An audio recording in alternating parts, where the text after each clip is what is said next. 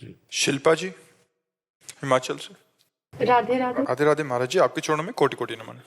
महाराज जी, ये जन्म मरण का चक्कर क्या है, क्यों है, मोक्ष की प्राप्ति कैसे हो सकती? ये जन्म मरण का चक्कर एक भ्रम है। शरीर को अपना मैं मानने से ये पैदा हुआ है भ्रम। ये आवागमन भ्रम है। जासु कृपा सब भ्रम मिट जाई, गिरजा सोई कृपालु रघुराई। जिनकी कृपा से भ्रम मिट जाता है, ये भ्रम है।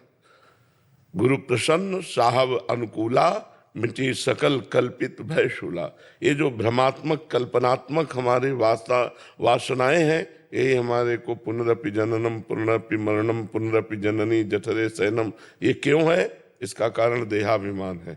मैं स्त्री हूँ, मैं पुरुष हूँ, इस भाव को स्वीकार करके जो हम बर्ताव करते हैं, ये हमारे जन्म मरण का हेतु होते हैं। और इससे छूटने का उपाय है सदगुरु की शरण लेकर उनके द्वारा बताई हुई मंत्र उपासना में निरंतर अपने चित्त को जोड़ा जाए, तो हमारे हृदय में भगवान की कृपा से ज्ञान प्राप्त हो जाएगा। जहाँ शरीराभिमान नष्ट हुआ, जहाँ इंद्रियों की चंचलता नष्ट हुई, जहाँ मन एकाग्र हुआ, उसी समय मोक्ष है, क्योंकि बंधन कभी हुआ ही नहीं। आत्मा का कभी बंधन नहीं हो सकता। तो जैसे सोए हुए पुरुष का कोई गला काट रहा हो तो उसको किसी भी तरह नहीं बचाया जा सकता।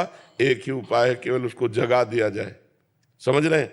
जैसे सोया हुआ कोई पुरुष है, उसका कोई गला काट रहा है, तो अब चाहे पूरी फौज लगा दो, उसको आप बचा नहीं सकते, क्योंकि बाहर से उसका कुछ हो ही नहीं रहा, उसका स्वप्न में हो रहा है, तो उसको जगा दो। ऐसे ही चाहे जितने झाड़ फूंक जंतर मंतर बांध लो, आवागमन से मुक्त नहीं हो सकते। एक ही उपाय है, ज्ञान में जग जाओ। ये ज्ञान हो जाए कि मैं शरीर नहीं हूं। देखो अभी 50-50 वर्ष हो गए, एक सेकंड भी हमें ज्ञान नहीं हुआ कि मैं शरीर नहीं हूं। हर समय अपने शरीर को ही मैं मानकर, तो यही शरीर को मैं मानकर विचरण करना, जीवन व्यतीत करना, ये जन्म मरण का हेतु है। जन्म मरण एक भ्रम है, अविद्या है, और वो बिना ज्ञान के दूर नहीं होता है। समझ पाए हम?